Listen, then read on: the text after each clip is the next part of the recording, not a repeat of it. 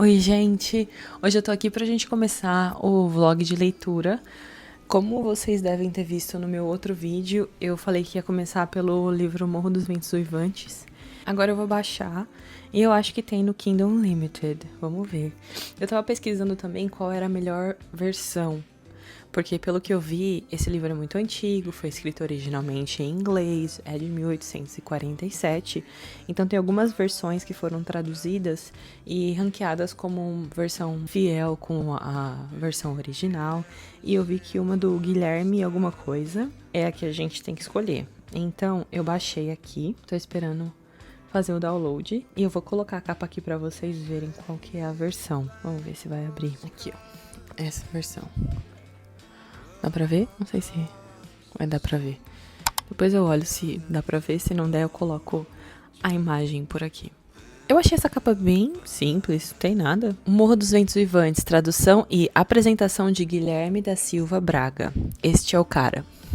Essa é a versão que a gente vai ler. 432 páginas, ok. Morro dos Ventos Vivantes. Estamos em 2%. Bom, vamos ler e eu vou pausando e dando meus comentários conforme a gente for avançando nos capítulos. 1801. Meu Deus, faz muito tempo isso. Vamos lá, gente.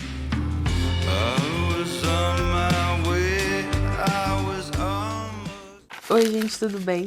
Tô voltando aqui já no outro dia, porque eu acabei dormindo naquela outra parte do vídeo e não consegui voltar para dar o meu parecer sobre as primeiras partes do livro. Mas então, tô aqui com o livro, tô no capítulo 5, 15%, página 61.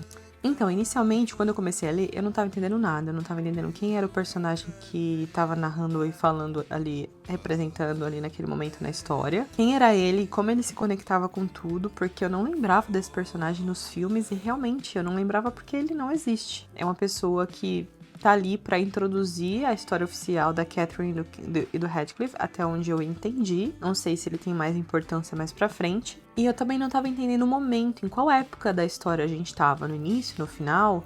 E aparentemente é no fim da história. A gente já começa no final da história. E o que me deixou bastante confusa, porque eu tava, gente, quem são essas pessoas? Quem é esse cara? Cadê a Catherine? Cadê o Radcliffe? Não tava entendendo nada. Agora, no capítulo 5, quando o capítulo 5 começou, eu comecei a entender o que está realmente acontecendo. E sobre a dificuldade de leitura, eu achei que eu ia ter uma dificuldade maior, porque eu tô acostumada com romantasia, com farofa, e geralmente esses livros são mais fáceis de ler. Por ser um livro de 1847, eu achei que eu teria um pouco mais de dificuldade de ler. Mas aparentemente não, tem coisas difíceis, eu tive que consultar o dicionário algumas vezes para algumas palavras que eu nunca tinha visto, mas não é tão difícil, que toda vez que a gente tá começando um autor novo, um livro novo, a gente tem essa dificuldade inicial de pegar no tranco com a escrita do autor. Então agora eu não tô achando mais tão difícil do que eu tava achando nas primeiras páginas. Eu acho que é isso. Eu tô gostando, viu? Porque eu achei também que por ser um livro de época, eu ia começar a ler e achar um pouco complexo demais, antigo demais, desconectado demais da realidade atual. Mas até que não, assim, eu tô conseguindo me conectar com a história, eu tô conseguindo engajar com a história e eu também tô curiosa. Talvez a curiosidade esteja me ajudando a continuar lendo de uma forma mais engajada. Mas é isso, por enquanto essas são as minhas atualizações. Eu vou continuar lendo aqui, até daqui a pouco.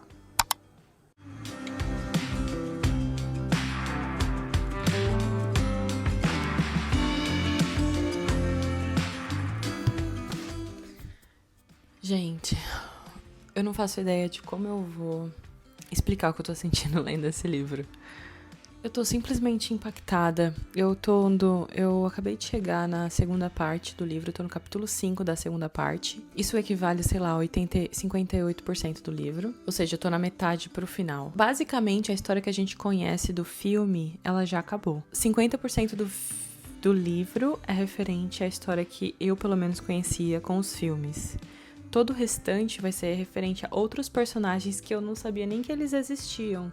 Então é difícil pra mim vir aqui falar sobre o que eu tô sentindo sem spoilers sem envolver esses personagens novos. Então eu acho que eu vou falar, vai ser a última vez que eu vou aqui parar da leitura pra dar minha opinião, antes que eu entre na parte com os spoilers e já a comparação clara entre o filme e o livro, porque senão eu não vou conseguir explicar as coisas que estão acontecendo agora sem mencionar os personagens novos, e isso não vai fazer muito sentido pra quem não leu o livro. O que eu queria focar aqui agora é o que eu senti enquanto eu lia. Eu não sei nem como que eu explico, porque é tanta intensidade de sentimentos, é muito orgulho, muita autodestruição, uma decadência emocional profunda. E eu acho que por conta desse isolamento que a gente enxerga no livro, a paisagem reflete muito esse sentimento. Então tá sempre muito vento, muito frio, muito chuva. Quando o clima tá bom, as coisas estão boas, mas é um bom que você sabe que não vai durar muito, porque alguma outra atribulação vai acontecer. Eu diria que o livro ele é ambientado essa primeira parte do livro, ela é ambientada de uma maneira até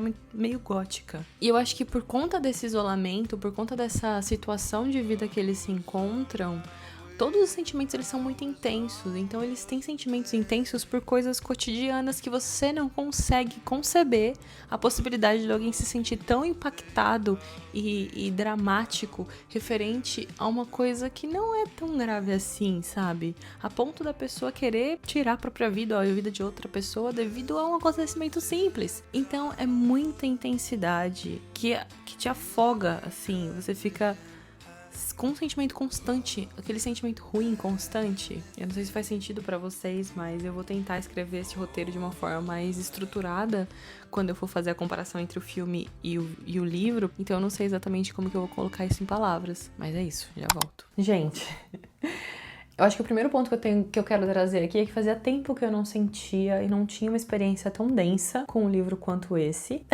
A decepção que eu tive em relação a todos os filmes feitos sobre essa história, vocês não estão entendendo. Vocês não estão entendendo o quão decepcionante foi, enquanto lia o livro, perceber que se trata de uma coisa completamente diferente de tudo que eu imaginei em relação a todos os filmes que foram feitos sobre essa história. Então é isso, o que eu queria fazer agora nesse início é começar situando a gente. Primeiro a gente precisa lembrar que essa história foi escrita em 1847 por uma menina de 20 anos que nasceu por volta de 1820, 1800 e alguma coisa. A história do livro se passa em 1800, quase 200 anos aí atrás. E o primeiro ponto que eu queria trazer é que é muito impressionante como uma menina de 20 anos conseguiu escrever tanta complexidade emocional em um único lugar, tendo como experiência de vida somente aquela região remota onde ela viveu, porque aparentemente ela viveu numa região parecida aonde o livro dos Ventos Vivantes é retratado. Não só ela era uma garota muito nova, mas também ela tinha um conhecimento de causa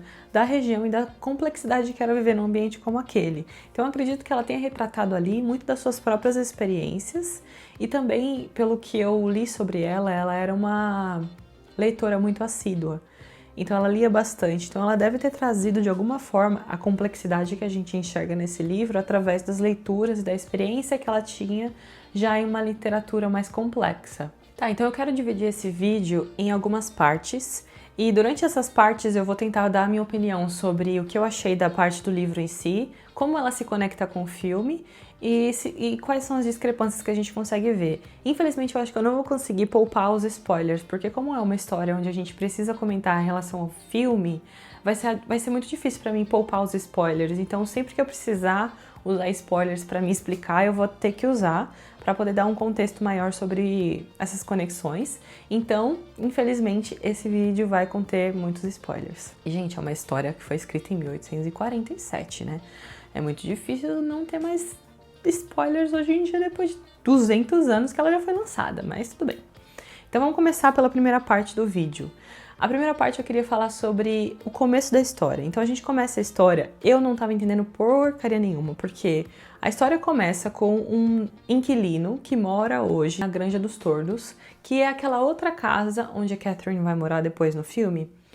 Ele tá morando nessa casa e ele vai até o landlord, que é o dono da residência dele, que é alugada, e é o dono da casa do Morro dos Ventos Vivantes, para fazer uma visita, porque a casa dele, lá na Granja dos Tordos, é muito afastada, ele não tem contato com muitas outras pessoas, ele vai lá ser cordial e fazer uma visita pro dono da casa dele.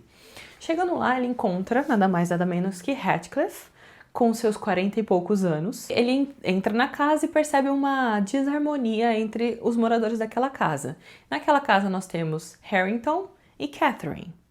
Nesse momento eu fiquei completamente confusa, falei, que diabos são essas pessoas? Quem é esse cara? Quem é essa pessoa que tá alugando a granja? Quem é Harrington? Por que o Heathcliff tá tão velho? E quem é Catherine? Por que eles moram juntos? Essa Catherine me pareceu uma pessoa muito mais nova. Pelo que se é descrito, ela é uma pessoa de 20 e poucos anos ali, entre os 17 e 20 e poucos anos. Eu falei, tá, por que o Heathcliff tem 40 anos, a Catherine tem 20 e quem é esse Harrington? Até que então a gente entende que já se passaram 20 anos da morte de Catherine. Catherine 2, que está lá, vou chamar ela de Cat 2, porque existiam duas Catherines, a Cat original e a Cat filha da Catherine. A Cat que a gente é apresentada logo no começo, no primeiro episódio, no primeiro capítulo do livro, ela é a filha da Catherine. E ela atualmente mora com Heathcliff. E ela é a nora de Heathcliff, ou seja, ela foi casada com o filho do Heathcliff. E eu tava tipo, quê? Como assim? Que história é essa? Já se passaram 20 anos? Então, o começo da história é basicamente um spoiler, onde Catherine já está morta, sua filha já está viúva, Heathcliff já é dono da porcaria toda, e existe esse inquilino que mora na Granja dos Tordos, que está tentando entender por que aquela família é tão disfuncional. Eu levei muito tempo para entender a distribuição, em qual momento da história a gente estava e como que essas pessoas existiam ali. Mas no momento em que esse inquilino volta para a casa dele, volta para a granja, ele encontra uma criada chamada Nellie, que nós conhecemos dos filmes, e aí pergunta para Nellie, Nellie, você mora aqui há muitos anos, certo? Ela diz, sim, senhor, eu moro aqui desde quando eu era jovem. Você conhece a história do senhor Heathcliff, o dono da minha residência? Eu gostaria de entender um pouquinho mais sobre a história dele, você pode me contar? E aí, rapaziada, é que nós adentramos na história que a gente conhece, que é contada pela criada Nellie para este inquilino. Então, a história inteira é contada de uma perspectiva de um terceiro. Ela não é contada pelas pessoas, pelos personagens principais da história. Então é como se a gente tivesse todo mundo sentado em volta de uma fogueira e tivesse essa pessoa contando uma fofoca, uma história sombria de alguém que viveu no passado distante, mas que essa pessoa, esse narrador, fez parte desse passado. Ela estava presente em momentos específicos e importantes da história, mas ela consegue somente trazer o ponto de vista dela da história, o que nos afasta muito dos personagens principais e fazendo com que a gente também não entenda exatamente as minúcias do que aconteceu de verdade na história. Isso me deixou muito confusa, porque, ou seja, O Morro dos Ventos Vivantes é uma história contada a partir de uma fofoca de uma criada com o seu inquilino dessa nova residência a respeito do dono das terras e da sua antiga amada. E com isso a gente já entende muito mais sobre as minúcias que a gente perde no filme, porque o filme ele é basicamente criado focado no relacionamento do Heathcliff com a Catherine. E o livro não, o livro ele é uma história contada a partir desse relacionamento e de todas as outras coisas que acontecem por conta desse relacionamento. E com isso a senhora Dean, que é a Nellie, começa a contar a história de Heathcliff e de Catherine, que é basicamente parecida com aquela que a gente vê no filme, onde o pai de Catherine vai até a cidade, encontra esse menino, traz para casa para criar, porque ele não sabia, achava que o menino era um garoto de rua. Mais uma coisa que é anulada dos filmes é que o pai de Catherine era uma pessoa muito feliz e muito cheia de dinheiro, então eles tinham bastante dinheiro. Ele tem Catherine de filha, o Herschel, eu não sei o primeiro nome dele. Ele tem o irmão da Catherine, vou chamar ele de irmão da Catherine. E ele traz esse garoto da rua, que não tem nome, ninguém sabe quem é essa criança. Catherine nomeia essa criança com o nome de um antigo irmão que faleceu, do irmão que morreu ainda jovem, Heathcliff. Heathcliff não tem sobrenome, só tem o nome Heathcliff. E é assim que ele é chamado durante a vida inteira. No início, a gente tem um lar que é composto pelo pai, pela mãe e por essas 3 crianças. E a dinâmica que acontece entre essas 3 crianças é que o pai, por ter muita pena de Heathcliff, acaba tratando ele, mimando ele, tendo uma preferência pela criança. Enquanto seu irmão mais velho, o homem da casa, né, o novo homem da casa, acaba criando um ciúme e sendo muito cruel com Heathcliff. Catherine é uma garota mimada que é completamente dependente emocional de Heathcliff e Heathcliff acaba se tornando completamente emocional de Catherine, porém ela ainda é um pouco cruel e ela é muito mais devota às suas próprias vontades e ela não tem dó de Heathcliff. Caso as coisas venham a acontecer, porventura acontecer com Heathcliff devido a ações e consequências de ações de Catherine, ela basicamente não liga, contanto que ela tem aquilo que ela quer atendido. Então é uma relação muito conturbada logo do início, onde Heathcliff é espancado por esse irmão mais velho e usado por Catherine. A mãe da família vem a falecer, o pai acaba ficando uma decadência emocional, começa a ficar doente e essas crianças se veem soltas, criadas pelo mundo. Os criados tentam ali dar alguma orientação, mas através também de força bruta. Então Heathcliff e Catherine são criados de uma forma muito selvagem a partir daí. Então no livro essas crianças elas são educadas sem elas são criadas sem nenhuma educação emocional, elas são criadas basicamente ao vento, elas são rebeldes e selvagens, elas passam o dia inteiro andando pelos morros e entre a floresta e a mata. Ai, gente, meu gato vai ficar miando porque eu fechei a porta, ele quer entrar, mas eu não vou abrir porque senão ele vai ficar querendo destruir as coisas. Então, se vocês ouvirem um miado, é porque tem um gato de castigo. E aqui um fator que eu quero trazer é em relação ao ambiente isolado onde eles viviam. A ambientação do Morro dos Ventos Vivantes é basicamente uma casa no meio do nada, onde venta muito e é bastante frio, e existe essa outra residência a 3 horas de caminhada de distância, que é a residência mais próxima. Existe essa igreja também localizada em uma região próxima ali, só que eles vivem completamente isolados. E eu acho que devido a esse isolamento, por conta de ter poucas interações sociais com outras pessoas ou exemplos de interações mais completas e complexas em sociedade, tudo que acontece ali vira um extremo e uma tragédia. É incrível. Coisas cotidianas da vida são motivos para doença, enfermidade, ai meu Deus, a gente vai morrer. Então todas as pessoas estão sempre à beira de um colapso emocional. E as crianças, elas não ficam para trás. A Catherine tá sempre fazendo birra, Heathcliff tá sempre arrumando briga e o irmão dela tá sempre batendo em alguém. Então é sempre essa confusão de emoção dentro daquele ambiente, daquela casa que, apesar de ter pouca gente, parece que tá toda hora todo mundo muito enfesado com a vida. Então a gente tem basicamente parecido com o que a gente vê no filme, que é essa família que mora na Granja dos Tordos, que é composta do pai, mãe, 2 crianças, Edgar e Isabella, que vem futuramente a ser o relacionamento amoroso de Heathcliff e Catherine, igual a gente vê nos filmes. E existe esse momento onde eles acabam encontrando, né? Essas crianças se encontram, começam a desenvolver um relacionamento mais próximo, principalmente Catherine, que acaba se envolvendo bastante com a família, e esse envolvimento faz com que cada vez ela fique mais e mais requintada, que ela controle seus temperamentos furiosos, seus temperamentos mais de selvageria, que ela já estava acostumada devido a essa interação mais solta e livre com Heathcliff no meio da floresta, no meio dos morros. Então ela acaba se tornando cada vez mais, conforme esse relacionamento com essa família se intensifica, em uma dama mais requintada, mais posturada. Enquanto isso, Heathcliff é o completo oposto. Conforme ele vê Catherine se refinando mais, ele se selvageria, ele se torna cada vez mais selvagem. Não se arruma, não corta os cabelos, não tira a barba, não toma banho, vira um completo selvagem. E chega um momento em que a gente vê nos filmes onde Catherine é pedida em casamento pelo Edgar Linton, ela aceita. Ela acaba falando em um dos quartos junto com Nellie que ela ama muito Heathcliff, mas não tem como ela casar com um selvagem do jeito que ele é. Ele se sente muito abalado, foge, vai embora e nunca mais volta. Ela, neste meio tempo onde ele fica sumido, acaba casando com o Edgar e vai morar na granja. Quando Heathcliff volta, acho que 3 anos depois, ela já tá casada há muito tempo e vive feliz. Esse tempo que ela passa casada com Linton, ela meio que muda o ambiente da residência. Eu lembro, acho que os sogros dela já faleceram e todo mundo anda pisando em ovos por conta do temperamento hostil e explosivo de Catherine. Então ela meio que muda o ambiente da residência para que todos ajam a favor de mantê-la dentro das suas faculdades mentais e estável. Só que ela vive bem, ela vive esses 3 anos bem.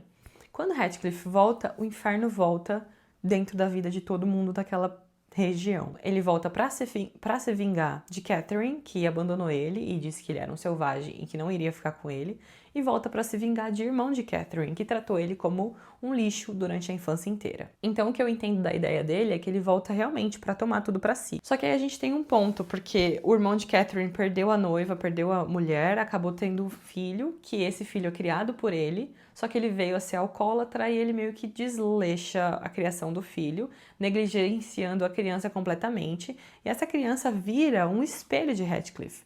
Ele cresce nos estábulos, ele cresce da mesma forma que Heathcliff foi criado, sem educação nenhuma, e o Heathcliff acaba se apegando pela criança. Então ele maltrata o irmão por conta da bebida, o irmão já hipotecou a casa, então Heathcliff acaba virando dono do Morro dos Ventos, e abraça aquele garoto como se fosse, não como se fosse um filho, porque ele nunca é legal com ninguém, então ele não vai tratar a criança bem, mas ele não trata a criança tão mal quanto ela já vinha sendo tratada pelo próprio pai. Então é importante falar, porque esse garoto é o Harrington, que a gente vê lá no começo da história, e que eu não fazia ideia de quem ele era. E nessa volta de Heathcliff, ele volta a ter esse contato mais próximo com Catherine, e Isabella, como nós vemos no filme, acaba se apaixonando por Heathcliff e quer fugir com ele. Catherine acha isso um absurdo, como assim você tá gostando de Heathcliff, ele vai te destruir. E literalmente ele vai mesmo. Heathcliff fala, ué, você não quer ficar comigo, você não quer que ela fique comigo, você quer ficar com seu marido, você quer ficar com todo mundo, tá? E como que a gente fica nessa história? Nesse meio tempo, quando ela tá tendo essa discussão com Heathcliff, claro que Nellie tá sempre presente em todas as discussões, porque é ela que tá narrando a história, então ela estava lá nesse momento. Então, existe essa discussão mais acalorada entre Catherine e Heathcliff a respeito desse sentimento que Isabella sente por Heathcliff. O marido, Edgar, escuta essa discussão e acaba expulsando Heathcliff da residência. Ele já não gostava muito desde então, nunca gostou de Heathcliff na vida, mas tolerava a presença dele por conta de Catherine. Mas depois de ouvir os insultos que Heathcliff e Catherine trocaram devido a essa paixão de Isabella, ele acaba expulsando ele da residência e falando, você não é mais bem-vindo aqui e não se envolva com a minha irmã. Nisso, ele acaba tendo essa discussão, Edgar e Catherine acabam tendo uma discussão por conta dessa situação toda. Catherine tem um surto psicótico e, gente, aqui é realmente psicótico, tá? Ela é completamente maluca. Eu não sei como que uma pessoa conseguiu escrever um personagem tão complexo e intenso que nem Catherine. Ela tem um surto psicótico, ela rasga os travesseiros com um dente, ela joga as penas pra cima, ela quebra o quarto inteiro, ela para de comer por, sei lá, uma semana, ela abre as janelas, ela quebra as janelas, ela começa a delirar, ela tem convulsões, tudo porque foi contrariada. Então, no livro, eles são extremamente difíceis, porque o Heathcliff faz de propósito. Ele se envolve com a Isabella de propósito para irritar a Catherine. E Catherine, ela é cruel, ela é manipuladora, ela é maldosa, ela é dramática. E o Heathcliff é vingativo. Ele é tão cruel quanto Catherine, talvez até um pouco mais cruel do que Catherine. E eu diria até que ele chega a ser psicótico em alguns momentos. Então o amor que eles têm um pelo outro não é um amor bonito, é um amor dramático, é um amor possessivo, é um amor intenso demais para ser saudável. Eles dois se provocam, eles se destroem, eles punem as pessoas ao redor devido a essa intensidade de sentimentos na relação deles. E aqui uma pausa, que é uma pausa para um comentário muito importante, porque todas as relações românticas que a gente vê nos filmes e toda aquela narrativa romântica desse relacionamento entre Catherine e Heathcliff é totalmente criado pelos produtores dos filmes, porque até então você não vê uma relação romântica acontecendo. Você primeiro vê uma relação selvagem entre crianças, você vê uma relação conturbada entre adolescentes e você vê uma relação destrutiva entre adultos. Em nenhum momento eles têm alguma interação romântica bonita e amável. Em nenhum momento diz que eles realmente tiveram alguma interação que seja sexual, pelo menos.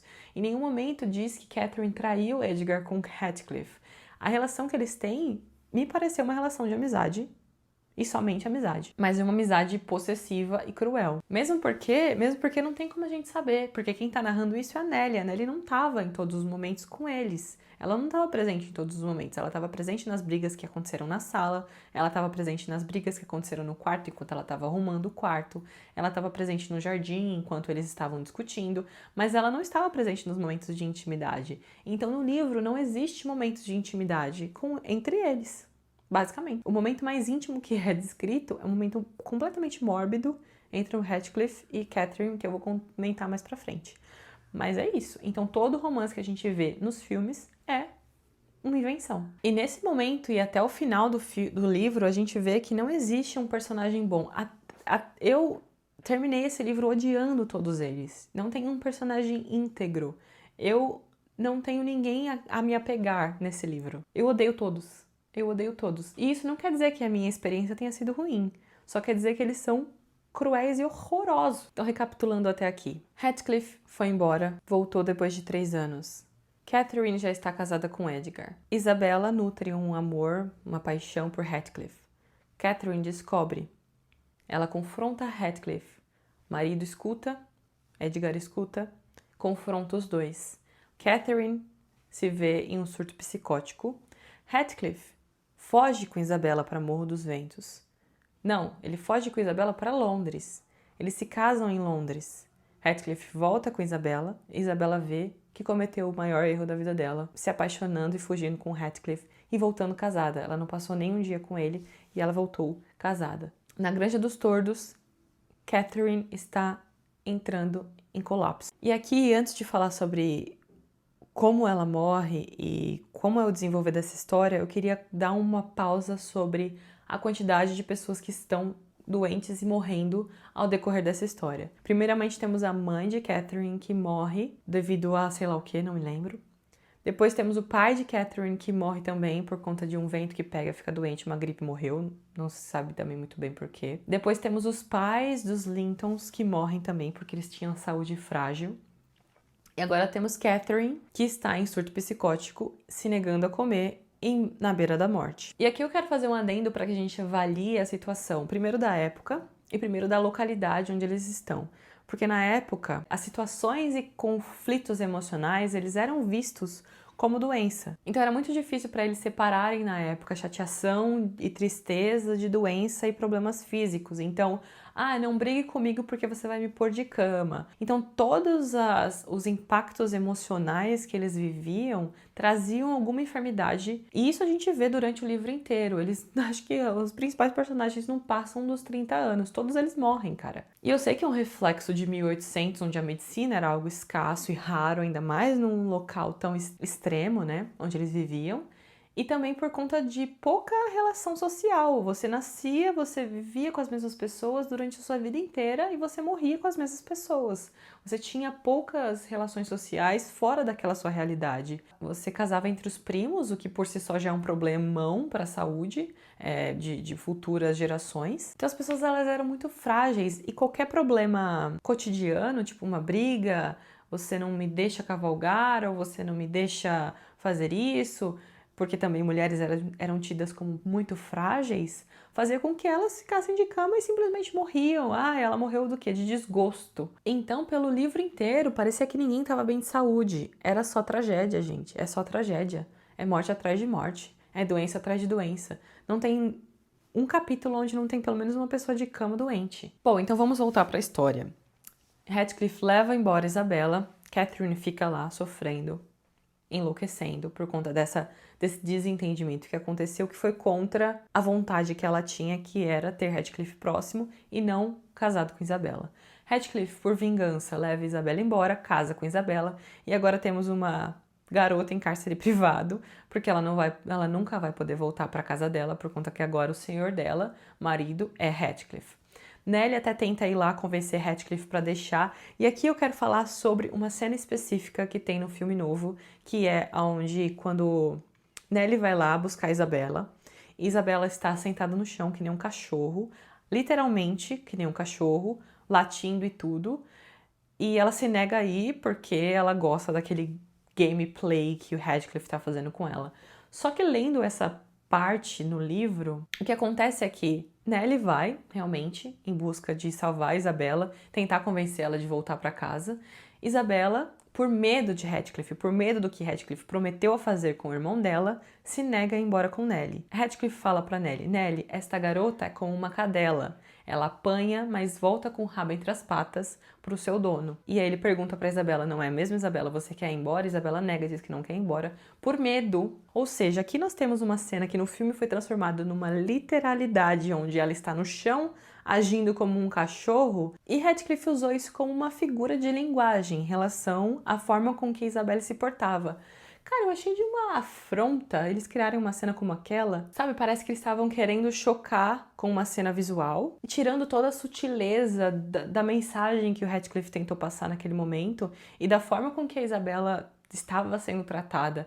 Então ficou uma coisa animalesca e cruel no filme, sendo que no livro era algo muito mais profundo e complexo. Ah, eu achei péssimo. Achei péssimo. Na hora que eu terminei de ler a cena, eu falei, como assim? Como ousaram a fazer aquela cena daquela forma? Coitada de Isabelle. Isabelle é uma das únicas pessoas ali que realmente era alguém amável. E com isso a gente já consegue perceber que o filme foi muito mais para algo visualmente carnal e chocante, onde o livro era algo muito mais sutil e entre linhas. Bom, então é isso. Voltando para Cat agora. Cat está lá, fazendo jejum e falando que quer morrer. Ela quer morrer. Ela mesma se mata. Ela morre por vontade própria. Ela basicamente desiste da sanidade. Ela fica enclausurada, ela não come mais.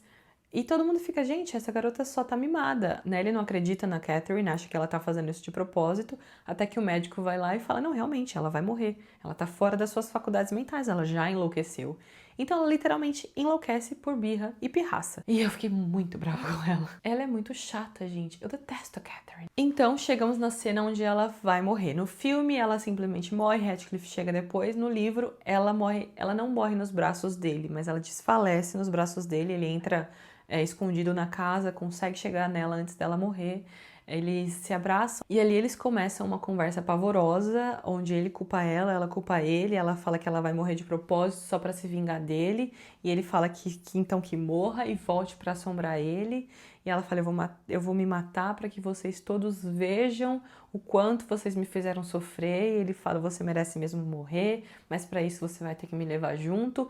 A conversa deles ali é pavorosa, e no final ela se desfalece, ela acaba saindo, perdendo a consciência, ele foge, para que não ser pego pelos guardas do Edgar. E ela acaba falecendo. Mas antes de falecer, ela pare um filho de 7 meses, que ninguém sabia.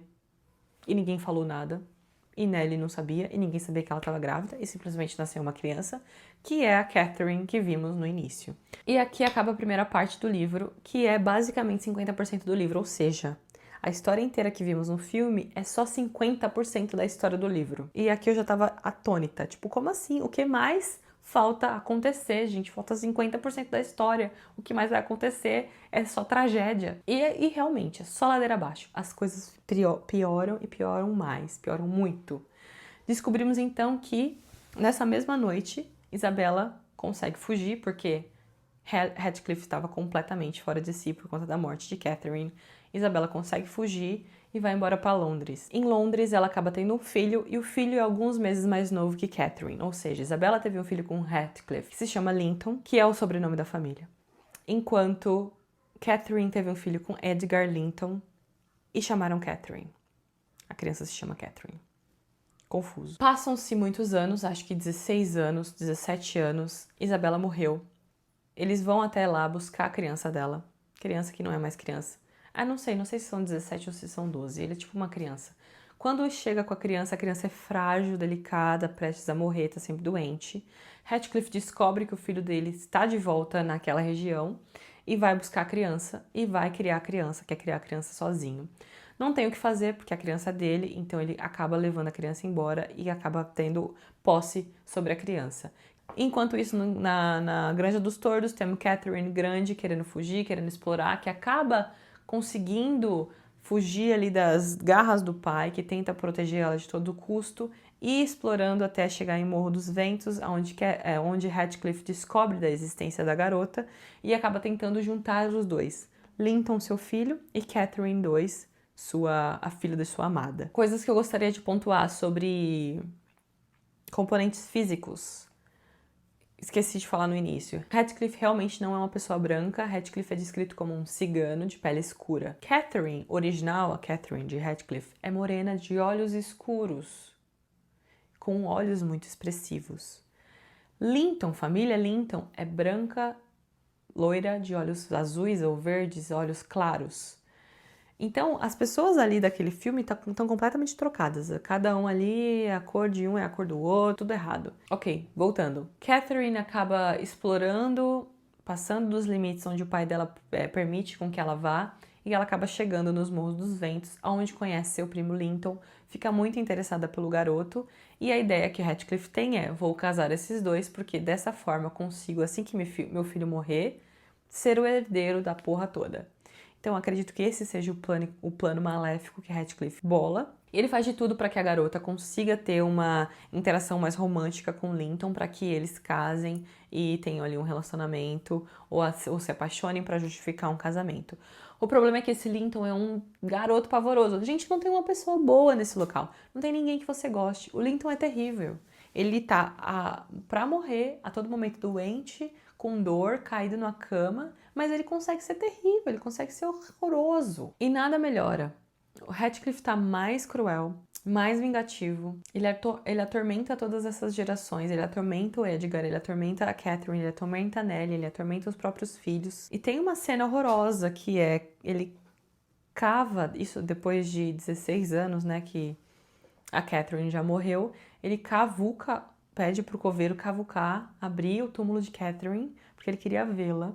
Ele olha pra ela e fala, ela está linda, ela ainda parece com ela mesma.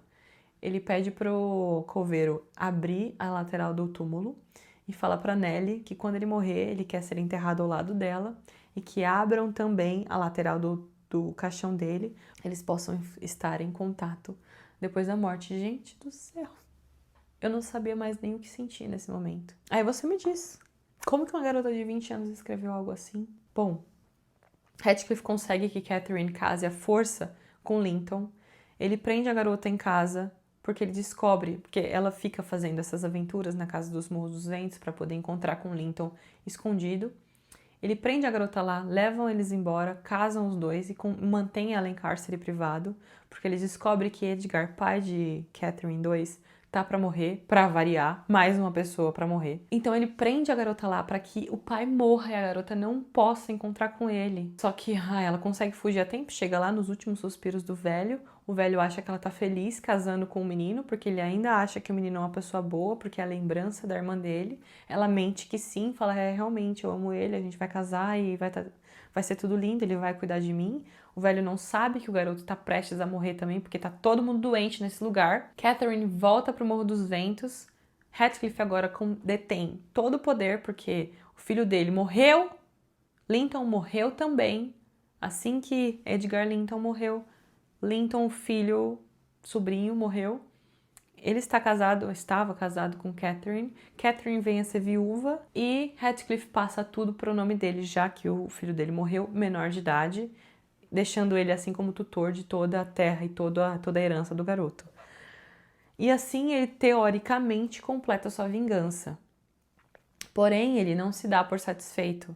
E ele começa a pensar, tá, e agora? O que mais que eu preciso fazer? Eu já acabei com tudo, eu já tenho tudo pra mim, eu vou colocar essa casa da Granja dos Tordos pra alugar, mas assim, mesmo assim, eu ainda não tô satisfeito, eu não tenho ela. E todo lugar que eu olho, eu vejo ela. Eu olho pra Catherine, eu vejo ela, porque Catherine é filha dela. Ele olha pro Harrington, filho do irmão dela, e vê Catherine, porque eles são muito parecidos. Ele olha pra si mesmo no espelho e vê Catherine. Ele olha pras árvores retorcidas pelo vento e vê a Catherine. Ele olha pra grama no chão e ele vê a Catherine. A Catherine é um fantasma que assombra todas as nossas vidas, do início ao fim desse livro. E mais ainda a vida de Heathcliff. Ele não larga nenhum momento dela. Ele não desiste dela por nenhum momento, mesmo ela estando morta por 20 e tantos anos. Olha, e honestamente, Heathcliff pode ser uma pessoa monstruosa, um demônio encarnado, como eles dizem no filme, mas ele é a pessoa mais apaixonada que eu já li. Tem uma parte que ele fala que o mundo inteiro é uma coleção de lembretes, que ela existiu e eu a perdi. Bonito, né? Então eu acho que é isso que torna o Heathcliff tão marcante. Ele ama muito, o amor dele não é bonito, não é saudável, não é admirável, mas é absoluto. A gente não pode negar que ele é devoto a Catherine. Talvez não da mesma maneira que ela era por ele, porque se ela fosse, talvez ela não teria se matado. Ela era mais egoísta, eu diria, nesse quesito. E é isso, gente. E aí o que acontece no final? Vocês querem saber o final? Porque depois de tudo isso, né? Basicamente, Heathcliff aparentemente começa a ver a presença de Catherine nos lugares. Ele fica eufórico, fica feliz por estar sendo assombrado pelo espírito de Catherine. Ele começa a sorrir, começa a olhar para cantos e me parece, dá a entender de que ele está sendo assombrado pelo espírito dela. E a gente chega, né, no momento do início do livro, então a gente encerra o ciclo, que é 23 anos depois, quando ele aluga a Granja do Tordo para esse rapaz, que faz a visita lá, encontra Heathcliff, encontra Catherine 2, encontra Harrington e tenta entender o que acontece ali naquela situação familiar. A gente vem vendo que Harrington e Catherine então, estão cada vez mais próximos, e Heathcliff vê aquele casal e se enxerga muito neles, porque ali temos uma versão de Heathcliff selvagem e de Catherine 2.0, tentando se encontrar no meio do caminho entre nobreza e selvageria. Heathcliff começa com essas atormentações causadas por essas visões que só ele tem e morre da mesma forma que Catherine morreu. Para de se alimentar e vem a falecer, sorrindo dentro da urna da onde Catherine dormia, que também era uma cama-baú, que eu posso até pôr uma foto aqui pra vocês que eu fui pesquisar porque eu não tava entendendo o que era aquilo.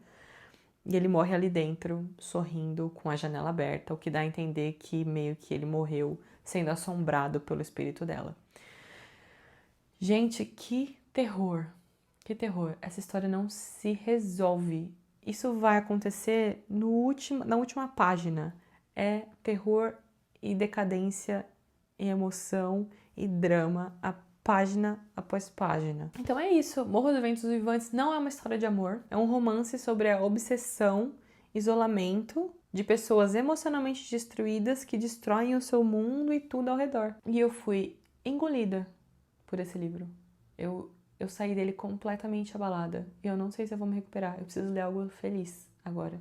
Eu preciso ler algo radiante. Ai, mas é isso. Espero que vocês tenham gostado do que eu falei. Já são, sei lá, que horas da noite. Eu já deveria estar dormindo até, porque eu tô gravando esse vídeo muito tarde. Por enquanto, é isso. Eu vou deixando vocês, mas eu volto semana que vem com mais atualizações sobre as minhas leituras de maio. Um beijo.